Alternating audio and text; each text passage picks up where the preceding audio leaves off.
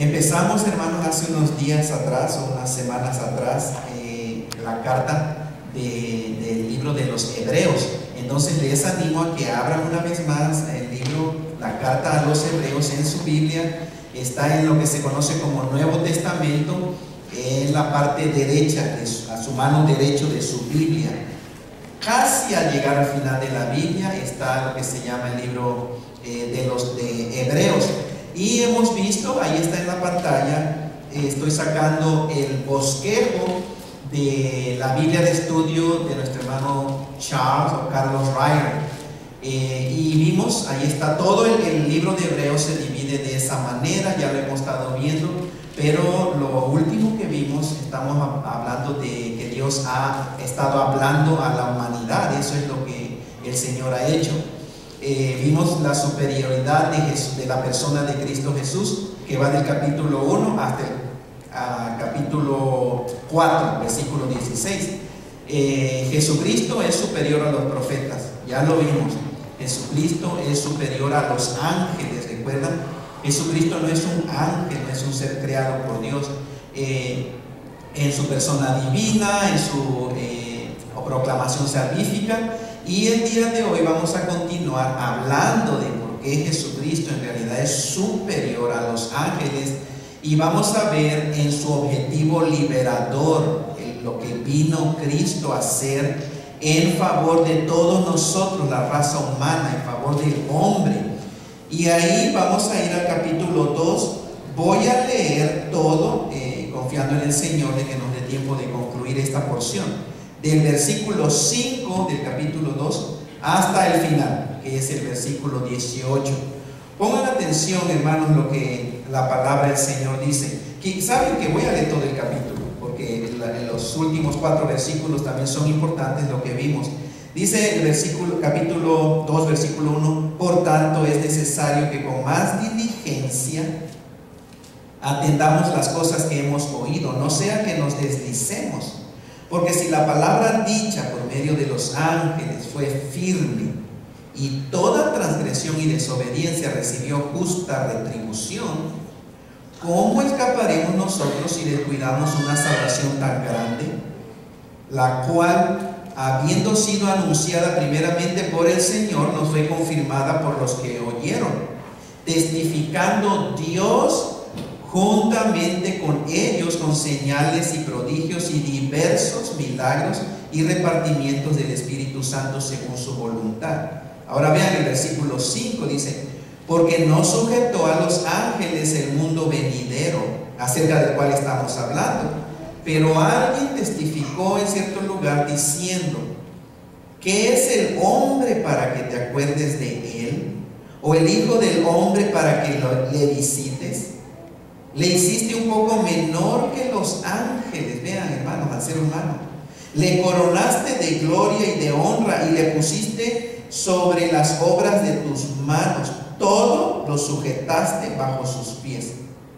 Porque en cuanto le sujetó todas las cosas, nada dejó que no sea sujeto a él. Pero todavía no vemos que todas las cosas le sean sujetas. Pero vemos a aquel que fue hecho un poco menor que los ángeles, a Jesús, coronado de gloria y de honra a causa del padecimiento de la muerte, para que por la gracia de Dios gustase la muerte por todos, porque convenía a aquel por cuya causa son todas las cosas y por quien todas las cosas subsisten, que habiendo de llevar muchos hijos a la gloria, perfeccionase por aflicciones al autor de la salvación de ellos. Porque el que santifica y los que son santificados de uno son todos, por lo cual no se avergüenza de llamarlos hermanos, diciendo: anunciaré a mis hermanos tu nombre, en medio de la congregación te alabaré. Y otra vez yo confiaré en él. Y de nuevo, he aquí yo y los hijos que Dios me dio. Así que, por cuanto los hijos participaron de carne y sangre, él también participó de lo mismo, para destruir por medio de la muerte al que tenía el imperio de la muerte, esto es, al diablo, y librar a todos los que por el temor a la muerte estaban durante toda la vida sujetos a servidumbre o a esclavitud. Porque ciertamente no socorrió a los ángeles, sino que socorrió a la descendencia de Abraham, por lo cual debía ser en todo semejante a sus hermanos, para venir a ser misericordioso y fiel sumo sacerdote en lo que a Dios se refiere, para expiar los pecados del pueblo. Pues en cuanto él mismo padeció siendo tentado, es poderoso para socorrer a los que son tentados. Dios bendiga su palabra. Entonces, si se dan cuenta, hermanos, la estructura del libro de Hebreos, el autor da enseñanza doctrinal y empieza, después dice, por lo tanto. Si ven el capítulo 1, versículo 1, empieza a decir, Dios habló de muchas maneras a los profetas, por medio de los profetas a nuestros padres, y después habla de que Jesucristo no es un ángel, porque ¿a cuál de los ángeles ha dicho jamás Dios, tu hijo eres tú, mi hijo eres tú? Y en el capítulo 2, después de probar el autor a sus hermanos los hebreos, unos eran cristianos, unos ya creían en Jesucristo, pero había otros que estaban dudando de quién era en realidad Jesucristo, si era el Mesías prometido. Capítulo 2, versículo 1, ¿cómo empieza en la Reina Valera 60? ¿Qué dice, hermanos? Por tanto es necesario que con más diligencia atendamos las cosas que hemos oído, que habían oído el Evangelio de Jesucristo. El mismo Jesucristo les predicó el Evangelio y después todos los seguidores de Jesucristo con los apóstoles. Y de nuevo sigue argumentando y da referencias del Antiguo Testamento. Y el capítulo 3, versículo 1, una vez más, vean, el autor dice, por tanto, hermanos santos participantes del llamamiento celestial. Llega a razonar, por tanto, si seguimos hablando, hermanos, en el capítulo 4, también capítulo 4, el versículo 1, temamos pues. Son argumentos y llega a una decisión. Por lo tanto, miren, esto es lo que tenemos que hacer. Necesitamos poner atención. Ahora, en el capítulo 2, versículo 5, empieza con una conclusión y dice, porque no sujetó a los ángeles el mundo venidero. ¿De qué está hablando? El argumento sigue, Jesucristo es el Mesías, Jesucristo no es un ángel, Jesucristo no vino a servir a ángeles, vino a servir a seres humanos, a la descendencia de Abraham, como lo vamos a ver más al rato. Cristo no es un ángel. Cuando el versículo 5 dice, no sujetó a los ángeles el mundo venidero acerca del cual estamos hablando, es posible que algunos de los hebreos pensarían que Cristo, aunque era divino, tal vez pensaban que era un ser angelical y no pensaban que Jesucristo era Dios mismo que se hizo un ser humano. En su naturaleza Jesucristo era y es Dios mismo que se hizo una persona así como nosotros. También notamos que el entendimiento acerca del objetivo de la salvación por medio de Jesucristo parece que no estaba claro para estos hermanos. Y está diciendo acerca del mundo venidero el cual estamos hablando. O sea, el futuro, hermano, la salvación completa, la salvación en su plenitud. Versículo 6. Porque alguien testificó en cierto lugar diciendo, ahora cita el Salmo 8, el autor a los hebreos, es conocedor de las escrituras hebreas, recuerdan, y cita un salmo que escribió el rey David. Específicamente dice, ¿qué es el hombre? Hablando a Dios, hermanos, para que te acuerdes de él, o ¿qué es el hijo del hombre para que le visites? Veamos, hermano, viendo al ser humano desde la perspectiva eterna de la grandeza de Dios. ¿Qué cosa es el hombre? ¿Qué somos nosotros los seres humanos para que ese Dios creador, el Dios vivo y verdadero, hermanos, el creador del universo, vino a, número uno, puso atención en él. Dice que es el hombre para que te acuerdes de él, es decir, para que pongas tu concentración, para que hagas memoria de él. No sé cuántos de ustedes, por ahí anda en el Facebook unos videos, hermanos, computarizados, donde ponen primero el planeta Tierra así grandote y lo van alejando, ¿cierto? El lente se va saliendo, obviamente la Tierra se va haciendo pequeñita y ponen la Luna, pero después ponen todos los planetas y ponen el Sol. ¿Cuántos han visto esa presentación de computarizada en el Facebook, hermanos? Ponen el tamaño de la Tierra así y ponen el Sol a un lado, pero después van alejando el lente y ponen el tamaño de Júpiter al lado. Y el Sol, entonces, el Sol está grandote y ponen otra estrella que queda el Sol pequeñito. Y después ponen otra estrella más grande que esta estrella más grande que el Sol. Entonces el Sol se va quedando pequeñito. ¿Nadie ha visto esto, hermano, en Facebook? Es impresionante el tamaño de algunas estrellas comparadas con el Sol, que es el planeta más grande de nuestro sistema. Entonces, si el Sol queda como una partícula, hermanos, en el universo, así queda el Sol, entonces, ¿de qué tamaño queda el planeta Tierra? Y si el planeta Tierra, hermanos, casi es una partícula de polvo, viendo comparado con la eternidad, la grandeza de Dios, entonces, ¿qué es el ser humano? Al pastor Roberto le gusta decir del ser humano esto: somos la millonésima parte de una partícula de polvo. Ese polvo que anda volando, hermano, que no, pártelo en 1.000.000 de pedacitos, bueno, eso tal vez es el ser humano. Y vean, el autor hebreo cita un pasaje de las escrituras del Antiguo Testamento para hablar respecto a la raza humana, que es el hombre. Le hiciste un poco menor que los ángeles, porque en verdad los ángeles son inferiores desde la perspectiva de creación, en orden, en rango. Somos inferiores que los ángeles. Y hablando del ser humano, le hiciste un poco menor que los ángeles, le coronaste de gloria y de honra, le pusiste, dice, sobre las obras de tus manos, todo lo sujetaste debajo de tus pies.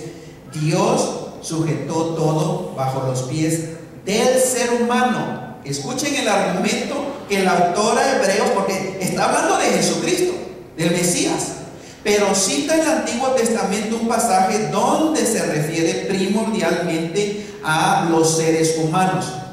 Todo significa todas las cosas. Versículo 8, hermanos, la primera parte.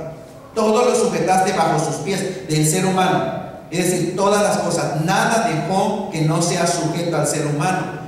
Sin embargo, no vemos que todas las cosas le sean sujeto al hombre hasta el día de hoy. El versículo 8 dice: porque en cuanto le sujetó todas las cosas, nada dejó que no sea sujeto a él. Pero todavía no vemos que las cosas le sean sujetas al ser humano. ¿Por qué, hermanos? Piensen en Génesis capítulo 3. Génesis 1 y 2. Dios creó a la raza humana, al hombre, varón y hembra los creó, y le dio dominio, autoridad sobre toda su creación. Y podríamos decir, el ser humano, hermanos, tiene dominio sobre los animales del campo, sobre las aves de los cielos, sobre los peces de los mares. Todo, prácticamente, el ser humano tiene dominio y poder sobre las cosas creadas por Dios. Pero no todo todavía está sometido por el ser humano. ¿Por qué razón? Génesis capítulo 3, la caída del ser humano. El hombre pecó. Y esa es una razón de que todavía no vemos que todo, dice, sea sujeto, todas las cosas le sean sujetas a él. Entonces, el autor de Hebreos usa ese pasaje del antiguo, hablando del ser humano, para hablar de Jesucristo. Porque vean, por medio de Jesucristo, entonces el ser humano va a tener dominio perfecto y completo, de acuerdo al propósito inicial de Dios para el ser humano. Hasta ahorita, aun cuando el ser humano tiene dominio sobre creación de Dios, pero no es de una manera perfecta. Y el autor lo reconoce, por eso dice, pero todavía no vemos que todas las cosas le sean sujetas. Versículo 9, pero vemos a aquel que fue hecho un poco menor que los ángeles. ¿A quién? Lean la Biblia, hermano. ¿A quién? ¿A quién se refiere ese que fue hecho menor que los ángeles? A ver, lean, hermano, ¿están leyendo su Biblia? A Jesús, ¿cierto? El versículo 9, ¿están siguiendo, hermano? Los animo a vean, el versículo 9 dice, pero vemos a aquel que fue hecho un poco menor que los ángeles, y dice específicamente, a Jesús lo vemos. ¿Cómo lo vemos? Coronado, dice, a Jesús coronado de gloria y honra a causa del padecimiento de la muerte, para que por la gracia de Dios gustase la muerte por todos. Entonces, Filipenses capítulo 2, si quieren anotarlo ahí, la vez pasada, hermano, ya leímos toda esa porción. Filipenses capítulo 2, del versículo 1 al versículo 11, habla de la grandeza de Cristo Jesús. Habla de que Jesucristo, siendo Dios, Él se hizo un ser humano. No le importó a Cristo hacerse a un ser humano. Pero recuerden, los seres humanos somos menores que los ángeles. Y si Cristo se hizo un ser humano, entonces Cristo mismo llegó a ser menor o inferior que los ángeles, siendo Dios. Y el apóstol Pablo en Filipenses dice, no escatimó el ser igual a Dios como cosa que aferrarse, sino que se humilló a sí mismo, hermano. Jesucristo se hizo obediente hasta la muerte, y muerte de cruz. Y eso es lo que estamos viendo en el versículo 9. Vemos a Jesucristo, aunque inferior, pero ahora lo vemos coronado de gloria y de honra. Entonces, lo que está argumentando el autor de Hebreos, hermanos, que por medio de Cristo Jesús, que es Dios y que no es un ángel, finalmente la raza humana va a tener dominio sobre todo por medio de Cristo Jesús. El primer Adán fue de Génesis capítulo 1 y 2. Ese es el primer hombre, el primer representante de la raza humana. La primera, podemos decir, cabeza espiritual de toda la raza humana es Adán. Jesucristo se le conoce como el segundo Adán, o el segundo representante de toda la raza humana. Y por medio de Cristo Jesús, entonces el ser humano, hermanos, Cristo representando a la humanidad, recuerden, va a tener dominio sobre toda la creación de Dios. Así como Adán representó a toda la raza humana, y cuando pecó Adán, pecamos todos los seres humanos. ¿Por qué? Porque él era el representante de la raza humana. Murió Adán espiritualmente, todos los seres humanos, por él haberlo hecho en representación nuestra, entonces morimos espiritualmente. Pero ahora, por medio de Cristo Jesús, el segundo Adán, Cristo triunfó. Cristo, hermanos, va a tener sobre a sus enemigos por el estrado de sus pies, a todos. Y en Cristo es nuestro representante. Entonces la raza humana en Cristo Jesús va a tener finalmente lo que era el propósito original de Dios, que el ser humano controlara y tuviera dominio sobre todo. Pero en el versículo 9, hermanos, vean, dice a Jesús coronado de honra y de gloria a causa del padecimiento. Filipenses 2, sufrió la muerte, se hizo un ser humano, se hizo tan pequeñito, tan nada. El Dios divino se hizo una partícula de polvo, una millonésima parte de una partícula de polvo, así como nosotros, y era Dios. Bueno, ahora Dios lo ha exaltado, pero dice, para que por la gracia de Dios gustase la muerte. ¿Por cuántos? Por todos. Jesucristo hace 2000 años gustó o experimentó la muerte por todos los seres humanos, y nosotros decimos gracias, Señor, bendito sea tu nombre, porque Él lo hizo por cada uno de nosotros. ¿Entienden lo que quiere decir por todos, hermanos? En lugar de todos los seres humanos. Gustar la muerte es morir, experimentar, pasar por esa experiencia humana que prácticamente toda la raza humana le tenía miedo, o hasta el día de hoy los que no creen en Cristo Jesús todavía tienen miedo a la muerte. Y Jesucristo dice para que por la gracia de Dios experimentara la muerte en lugar de todos nosotros. Tiene que ser gracia, hermanos. Esa es la gracia de Dios. ¿Quién merecía morir? ¿Cristo Jesús, el inocente Hijo de Dios, o nosotros? ¿Merecías morir tú? ¿Merecía morir yo? Nosotros, los que pecamos, los pecadores. Cristo Jesús nunca cometió un pecado, pero Él puso su vida a nuestro favor, en nuestro lugar.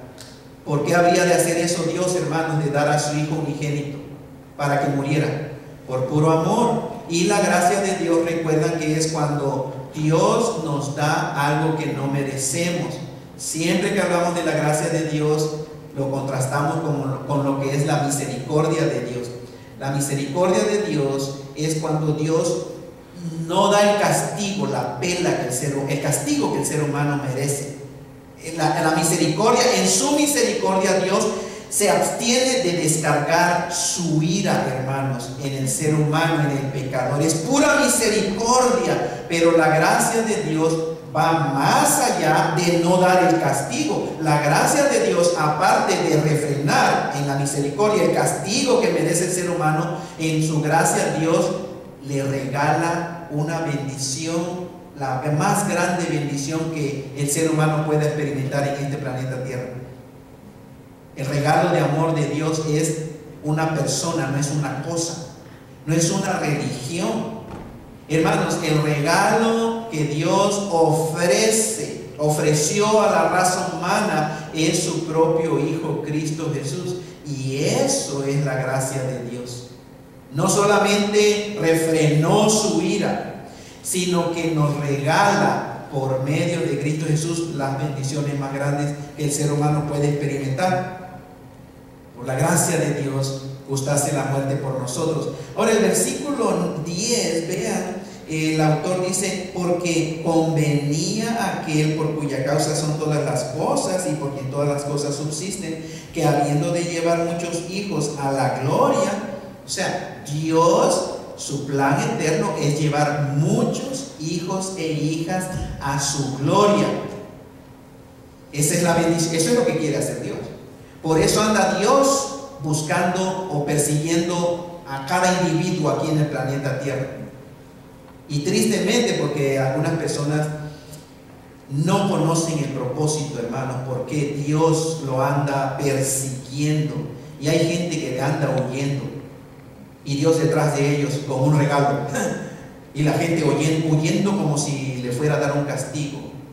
Y lo que Dios quiere es simplemente bendecir. El único plan de Dios para cada individuo, para cada ser humano, su única intención y su deseo es bendecirlo. No maldición, no condenación, no castigo, no muerte, no nada, hermanos.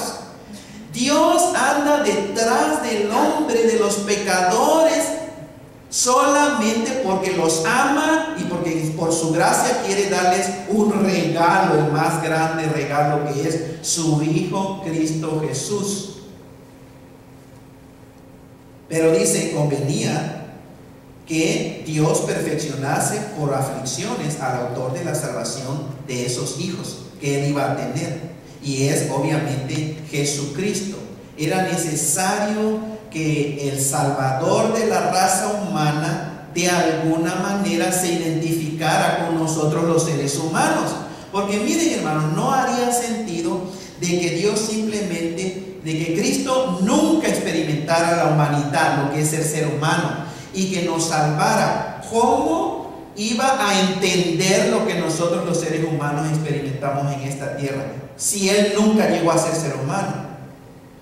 Y una expresión que varias personas al menos tengo en mente a un hermano, cuando habla de la ansiedad o de la depresión, dice: ninguna persona que no ha sentido ansiedad sabe en realidad lo que es ansiedad. Bueno, entonces Jesucristo por eso se hizo un ser humano, porque Jesucristo experimentó no solamente todo lo que es un ser humano aquí en la tierra, las necesidades, pero también las tentaciones de lo que experimentamos nosotros los seres humanos. Y por eso el versículo 10 dice: convenía que aquel por cuyas cosas son todas las cosas, perdón, y por quien todas las cosas subsisten, que habiendo de llevar muchos hijos a la gloria, Dios perfeccionase por aflicciones al autor de la salvación de esos hijos que Dios mismo iba a llevar a la gloria. Versículo 11: porque el que santifica y los que son santificados de uno son todos, por lo cual no se avergüenza de llamarlos hermanos. ¿Quién santifica? Dios. Dios es el único. ¿Saben lo que es santificar? Recuerdan, hermanos, es sacar de un estado de cochinada, de porquería, y apartarlo a un lugar de limpieza. Santificar, podemos decir, es apartar, separar, apartar de y apartar para. Dios es el que santifica a seres humanos. Por eso todos los cristianos somos santos. Santos, hermanos. Santo quiere decir apartado. No hay nada de malo en decir Él es santo. Yo soy santo, ustedes son santos, pero verdaderamente santos, no son imágenes. No esa santificación, el término santo, hermano, tristemente en la Iglesia Católica se refieren a una imagen, número uno, que representa a una persona que vivió y que le atribuye ya milagros y que nunca jamás cometió un pecado. Ese es un santo falso. No es un santo de acuerdo a la verdad de la Biblia. Quieren quieren saber lo que es un verdadero santo. La gente, quien quiera que se ha arrepentido y que ha puesto su confianza en Cristo Jesús. Ese es un verdadero santo a los ojos de Dios. Todo lo demás es mentira de Satanás. Dios es el que hace santo, el que nos santifica. Nos sacó de la cochinada del mundo, hermanos, de la inmundicia, del desperdicio, de la basura. Y así con el Espíritu Santo, por la sangre de Cristo Jesús, nos limpió, podemos decir, nos esterilizó, nos quitó toda porquería por el sacrificio de Cristo Jesús. Nos sacó de esa vida sin Dios, de oscuridad, y nos trasladó al reino de su amado Hijo. Nos apartó del mundo y nos apartó para vivir de ahora en adelante una vida para Él, para su gloria. Amén, decimos nosotros. Somos santos. Y dice, pero era necesario que Jesucristo, que Dios perfeccionase, que Cristo experimentara también las aflicciones de un ser humano, porque el que santifica y los que son santificados de uno son todos, por lo cual Jesucristo no se avergüenza de llamarnos hermanos. Y en el versículo 12 también cita otro pasaje del Antiguo Testamento. En el versículo 12, hermano, dice diciendo: anunciaré a mis hermanos tu nombre, en medio de la congregación te alabaré. Esta es una citación del libro de los Salmos también, que hay un canto también que alguien hizo de esa versión hizo un canto. Dice, y otra vez, el versículo 13, yo confiaré en Él. Y de nuevo, otra vez, he aquí yo y los hijos que Dios me dio. Jesucristo no se avergüenza de llamarme que yo soy su hermano. Jesucristo no se avergüenza de llamarte que tú eres su hermana.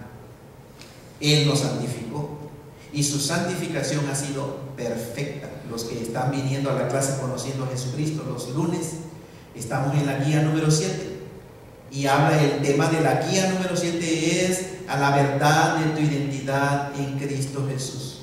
Y algo que la Biblia prueba, hermanos, y dice es que nosotros los cristianos somos tan santos como el que nos santificó. Somos tan santos como Cristo Jesús, por nuestra unión con Él, no por nuestro comportamiento. Y una vez más hablamos siempre de identidad. A los ojos de Dios, cuando Dios ve a un cristiano, por fuera ve a Cristo Jesús y por dentro ve a Cristo Jesús. No le ve ninguna mancha de pecado. Dios a todos los cristianos porque la sangre de Jesucristo nos ha limpiado y nos limpia de todo pecado. Eso es lo que estamos viendo, hermanos, y aprovecho para hacer este paréntesis y animar la clase Conociendo a Jesucristo los lunes de 6 a 8, 2 horas de puro estudio de la Biblia, y estamos hablando de lo que es la verdad de nuestra identidad a los ojos de Dios. Porque dependiendo de lo que yo creo que soy, así va a ser mi comportamiento. Si tú crees que eres un pecador, entonces no te espantes cuando pecas. Y eso es lo que está pasando con el cristianismo. Porque tristemente pastores y uno dice, yo soy cristiano pero soy pecador. Entonces, ¿cuál es el problema cuando pecas? ¿Por qué te escandalizas? ¿Por qué si eres pecador y por qué quieres dejar de pecar si eres pecador? Pero ahora, si decimos yo soy hijo de Dios, yo soy santo, entonces cuando pecas, tú sabes que algo está mal, que ese comportamiento no está de acuerdo a quién eres tú a los ojos de Dios. ¿Quién eres? Soy santo. Entonces, ¿por qué estás haciendo eso, mijo? Pues no sé, Señor, pues deja de hacerlo, mijo. Y ya, ok, Señor. Y esto es lo que estamos viendo aquí, hermanos. Cristo no se avergüenza de llamarnos hermanos. Versículo 14. Entonces dice, así que por cuanto los hijos, o sea, los seres humanos, que ya nos arrepentimos, los hijos, dice, participaron de carne y sangre, Cristo también participó de lo mismo. Cristo también se hizo un ser humano. Cristo también tuvo huesos, sangre, tendones, idénticos así como nosotros. Recuerdan, hace 2000 años una virgen concibió sin haber tenido relación sexual con un hombre y fue embarazada por el Espíritu Santo de Dios. Y este ángel le dijo, el santo ser que nacerá será llamado Hijo de Dios. Y Jesucristo fue un bebito, nació igual que todos nosotros nacemos, por medio de María, un pequeñito. ¿Pueden imaginarse a Jesucristo chiquitito, hermanos? Cómo se estiraba, así como cuando vengan un recién nacido que se estira, la boquita pequeñita, la piel bien bonita, y empezó a crecer cuando era un toddler, cuando caminaba y se caía, cuando fue un adolescente, cuando fue un joven. Bueno, Jesucristo, dice, participó también de carne y sangre, es decir, de humanidad. Jesucristo participó de la humanidad, de la esencia de lo que es un ser humano. Pero ¿qué dice el versículo 14? Una vez más, vean su Biblia, hermanos. ¿Qué dice? ¿Para qué Cristo vino a participar como un ser humano? ¿Qué dice? Para destruir. Dos objetivos. Uno, para destruir por medio de la muerte al que tenía el imperio de la muerte, esto es al diablo. Entonces, con la venida de Jesucristo a este planeta Tierra hace 2000 años, porque eso sucedió hace 2000 años, vino para destruir, o más bien para quitarle el poder, para destituir de poder, para hacer inoperante o inactivo a Satanás. Eso quiere decir, no destruir, hermanos, en el sentido de eliminarlo y desaparecerlo, sino para destruir es para quitarle el poder al diablo, para hacerlo inoperante, inactivo, ineficiente. Eso fue lo que Cristo logró con su primera venida por su muerte y su resurrección hace 2000 años. El diablo no tiene más poder sobre los cristianos. El diablo no tiene más poder. Ahora hay gente que dice, es que yo no puedo dejar de emborracharme, es que yo no puedo. ¿Sabes? Cuando dices yo no puedo, significa que tú le estás creyendo la mentira al diablo y que estás llamando prácticamente a Dios mentiroso, porque eso es mentira. Tú no puedes decir como hijo de Dios, yo no puedo dejar de emborracharme.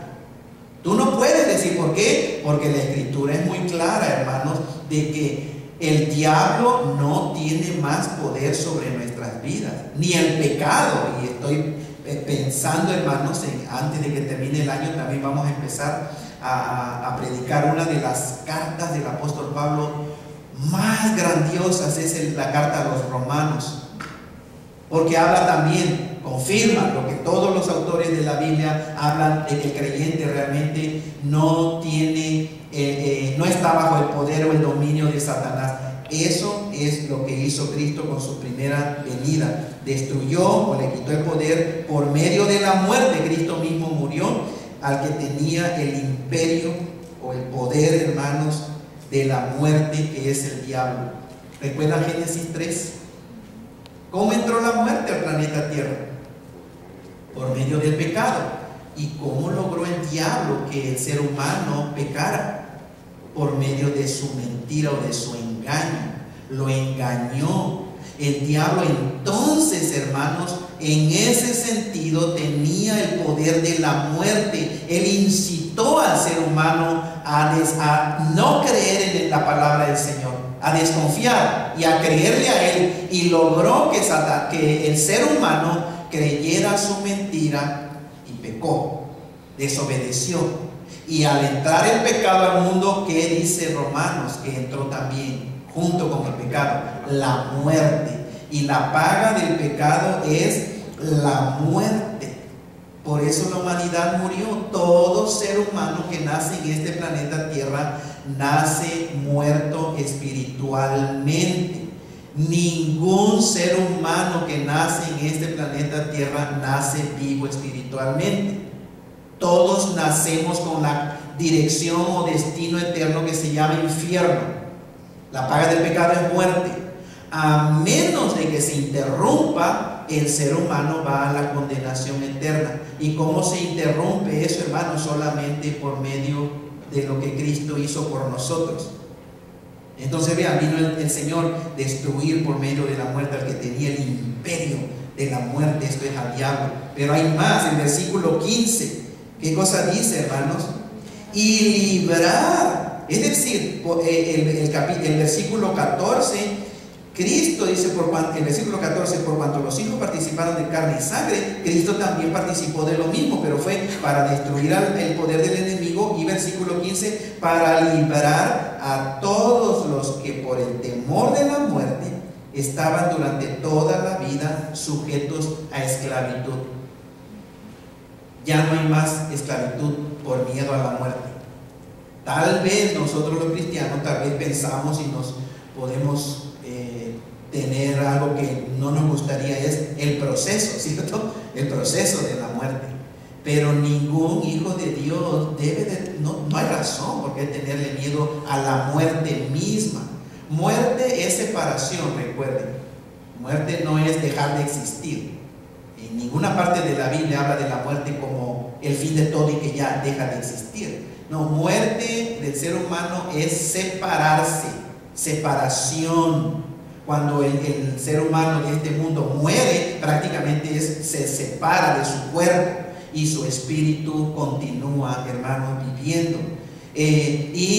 Toda la humanidad le ha tenido por generaciones miedo a la muerte, porque la muerte es nuestro enemigo. Y es el final enemigo que dice el libro de Apocalipsis, que va a ser lanzado al lago de fuego y azufre. Para la raza humana, hace 2000 años Cristo venció a la muerte. Ya está derrotado. Pero como el ser humano nace muerto espiritualmente, solamente los que reciben a Cristo Jesús como el Señor y Salvador de su vida, esas personas, seres humanos, reciben vida. Y eso es el significado verdadero de la salvación. Recuerdan, no es de perdón de pecados nada más. Reciben el perdón de pecados, pero salvación no es que Dios te perdona tus pecados. Salvación es para que tú pasaste del estado de muerte espiritual, con toda tu educación, con toda tu guapura, con todas tus buenas maneras, con toda tu moralidad, con todo tu profesionalismo. Estabas muerto en delitos y pecados. Pero al poner nuestra confianza en Cristo Jesús, ese muerto, hermanos, recibe vida, la vida de Cristo Jesús. Eso es salvación. Eso es salvación. Y Dios ya nos ha librado. Estábamos esclavizados a la muerte porque estábamos muertos. Y estamos esclavizados como seres humanos al miedo a morir. Mucha gente el día de hoy sigue esclavizada a eso. le tiene miedo, le tiene horror a la muerte. ¿Qué cosa pasa? ¿A dónde voy a ir? Y mucha gente, aunque niega a Dios, hermanos, muy dentro de su corazón, cuando se acerca ese momento en que saben que van a partir, tienen miedo. Los que no creen en Dios, miedo a ahora, vamos a decir, ahora sí, vamos a ver qué sucede. Y muchos están con ese miedo de: ¿y si me encuentro cara a cara con Dios? ¿Qué le voy a decir? Hermano, ¿qué le vas a decir? ¿Qué le va a decir? El ser humano por generaciones le ha tenido miedo a la muerte, pero como dice el apóstol Pablo, hermanos, en Romanos, a Corintios, ¿dónde está muerte tu aguijón? ¿Dónde sepulcro? ¿Dónde está sepulcro tu victoria? El aguijón de la muerte era el pecado. Cristo lo perdonó, por lo tanto la muerte ya no tiene más aguijón para matar eternamente a un ser humano. Y esa es la bendición de todos los que hemos creído en Cristo Jesús. No tenemos por qué tenerle miedo a morir. Versículo 16, vamos a terminar, hermanos, dice: porque ciertamente no socorrió a los ángeles, sino socorrió ¿a quién?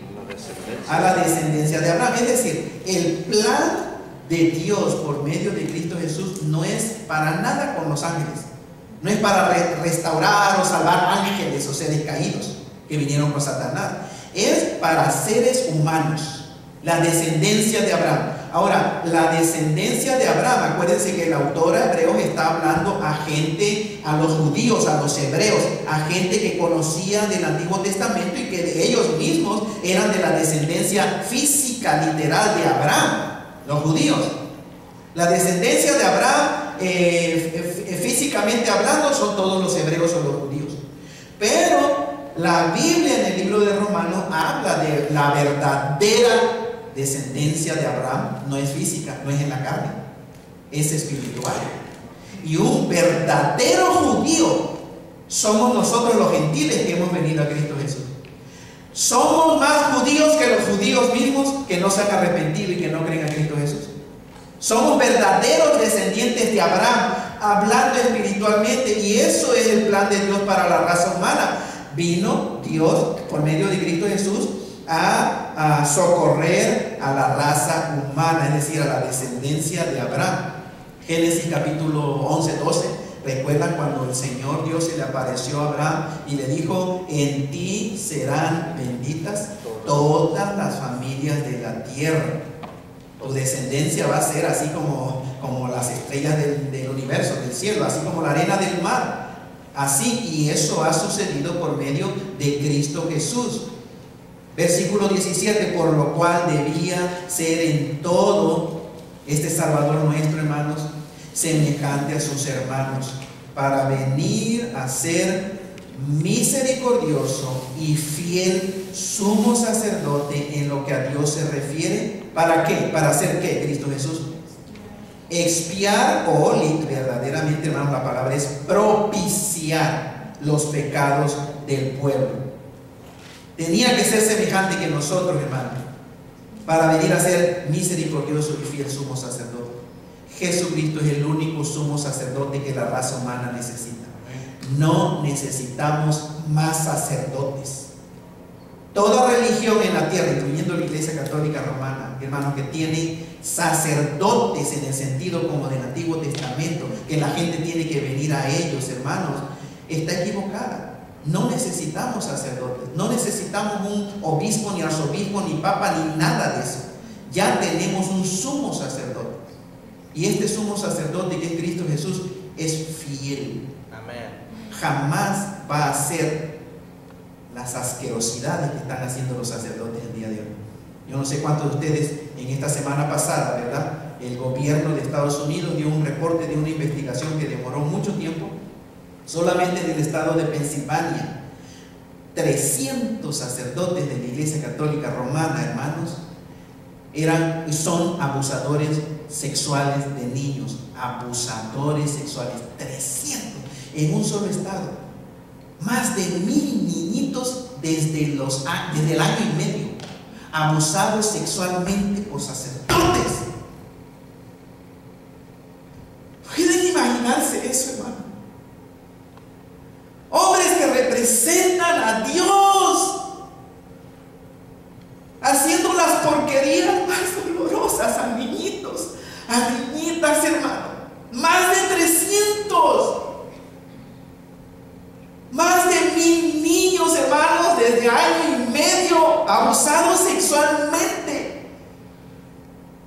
gobierno hizo una declaración, media hora el reporte, hermanos, fue explícito en decir las porquerías que hacían y las monstruosidades que le decían, para que siguieran los niños permitiendo eso, hermanos. Los marcaban con una cruz de oro, le ponían una cruz de oro, le daban a esos niñitos, para que los otros sacerdotes lo vieran. Y ¿saben cuál era el mensaje, hermano? Ese era un secreto. Ellos tenían: ese niño lo puedes abusar sexualmente. A esa niña que trae la cruz colgando, la cruz, hermano, que lo podían abusar sexualmente. ¿Y qué hizo la Iglesia Católica, hermano? El sistema. Sobre el Vaticano tal vez no lo sabía, porque el Papa está condenando eso, pero el sistema de la Iglesia Católica lo único que hacía, hermano, era proteger al criminal, al desgraciado, al monstruo, al abusador. Lo protegía y dejaba desamparada a los niños que estaban siendo abusados. ¿Qué es sacerdote, hermano? Jesucristo es nuestro fiel, misericordioso sumo sacerdote. Es el único que necesitamos. Ahora, ¿qué hace un sacerdote, hermanos? En el Antiguo Testamento, un sacerdote hablaba a Dios en favor de la raza humana. Representaba a la raza humana y hablaba delante de Dios. Eso era un sacerdote. Hacía sacrificios para expiar, para cubrir los pecados de la raza humana con respecto a que han pecado delante de Dios. Eso hacía un sacerdote. Pero nuestro sumo sacerdote, Cristo Jesús, hace 2000 años lo hizo ese sacrificio, dando su propia vida él mismo, una vez y para siempre. Y no más sacrificios, no más muerte ni de chivo, ni de toro, ni de becerros, porque Él es el Cordero de Dios que quitó el pecado del pueblo. Y nosotros somos participantes de esa bendición. Para limpiar, para propiciar los pecados del pueblo, dice el versículo 17. Usa la Reina Valera expiar. Hermanos, el texto original puede incluir lo que es expiación, que es perdonar el pecado, pero es otra palabra que es propiciación. Propiciación viene, hermanos, del arca del testimonio. Era la tapa del arca del testimonio, donde se manifestaba la presencia de Dios. Oro, ahí se manifestaba la gloria de Dios. El propiciatorio era la tapa que cubría. Y Cristo Jesús, con su sacrificio, no solamente perdonó los pecados de nosotros, de la raza humana, sino que satisfizo el corazón de Dios, quitó la ira de Dios. Dios no está más enojado con el pecador. Yo sé que algunos quieren espantar al pecador, haciéndole creer que Dios está airado. Dios no está airado, no puede estar airado después de que su Hijo Cristo Jesús vino a hacer ese sacrificio perfecto, completo, final, hermanos, por todas.